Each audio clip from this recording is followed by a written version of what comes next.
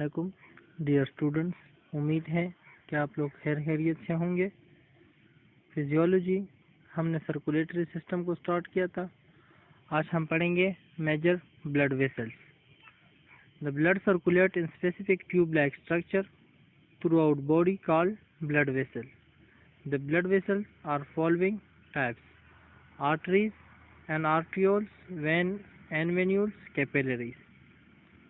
Arteries and arterioles, those blood vessels which carry blood away from the heart, are called artery.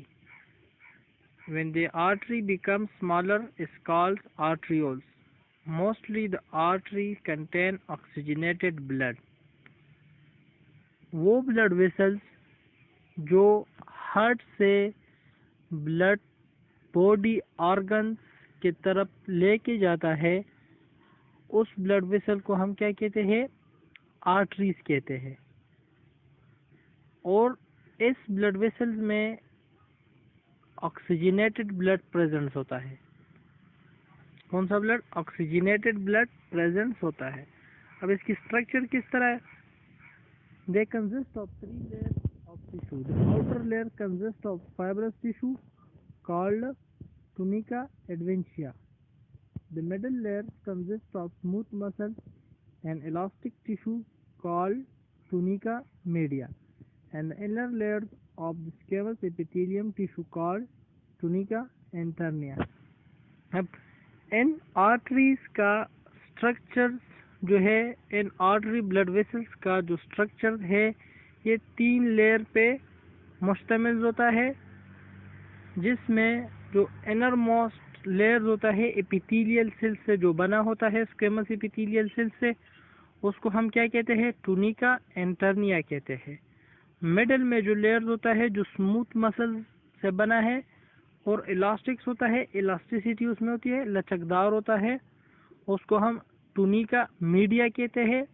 और जो outer most layer होता है जो fibrous tissue से बना होता है, उसको हम क्या कहते हैं? Tunica adventitia. Veins and venules, those blood vessels which transport blood toward the heart are called veins. When the vein becomes smaller are called venules. Mostly the veins contain deoxygenated blood. अब वो blood vessels जो body से या body के all organ से, all part से blood को heart की तरफ लेके जाता है, तो उस वेन को हम क्या कहते हैं? वेन्स कहते हैं। अब basically a lot number of vein present है, तो जैसे ही ये नंबर डिवाइड होते हैं, स्मॉलर होते जाते हैं, तो उसको हम क्या कहते हैं? वेन्यूल्स कहते हैं। इसी तरह आर्टरीज भी है, जैसे ही एरोटा से निकलते हैं तो ये स्मॉलर होते हैं, तो उसको हम फिर क्या कहते हैं? आर्ट्रियोल्स कहते हैं। अब वेन का structure, the walls of the vein are thinner than those of the artery but have the same 3 layers. अब वेन का जो साइज होता है वो थिनर होता है, आर्ट्रियोल्स क्या होती है? थिक्स होती है। और यही tunica media, tunica interna and tunica adventitia, यही 3 लेयर्स जो आर्टरीज में प्रेजेंट है, ये वेन में भी प्रेजेंट है। Capillary, the smallest arterioles break up into a number of minute vessels are called capillaries.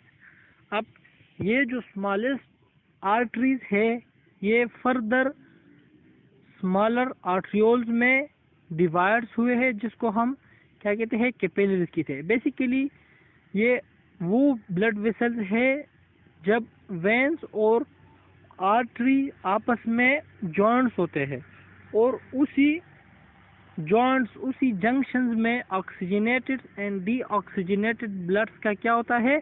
Exchange होता है। तो इस ब्लड वेसल्स को हम क्या कहते हैं? कैपिलरी।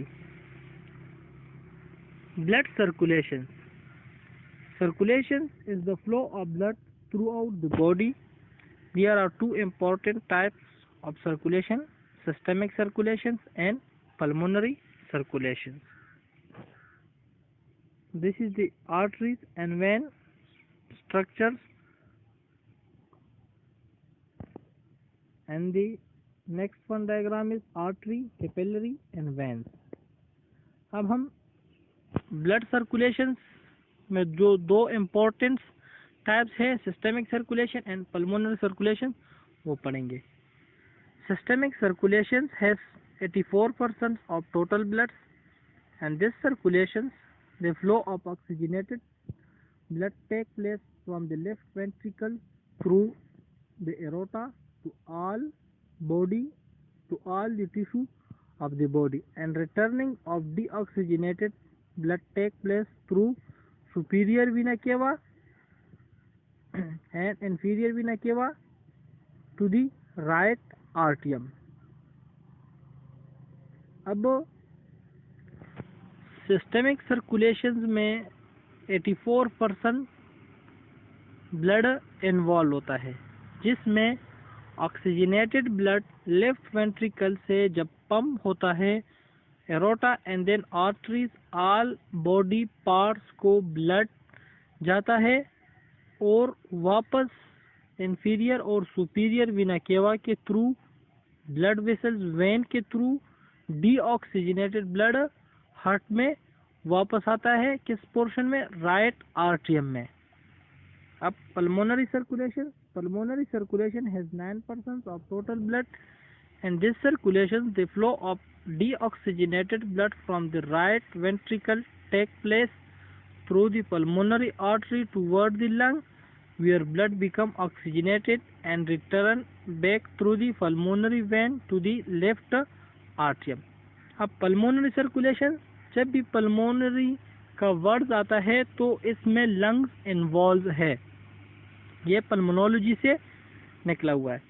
अब पल्मोनरी सर्कुलेशन में 9% ऑफ टोटल ब्लड इन्वॉल्व है. इसमें क्या होता है?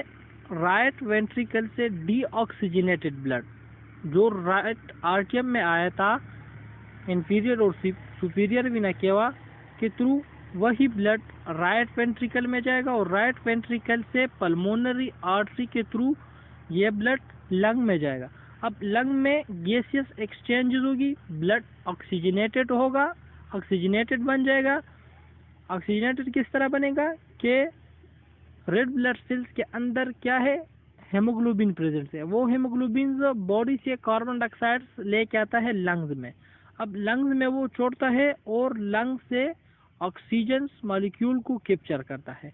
अब लंग से पल्मोनरी वेन के थ्रू ये ब्लड दोबारा लेफ्ट आर्टियम में आता है एंड देन बैक हो गया, return back to the pulmonary vein to left आर्टियम. अब लेफ्ट आर्टियम से लेफ्ट वेंट्रिकल में जाएगा एंड देन पूरे बॉडी में ये ब्लड फ्लो होगा. Thank you.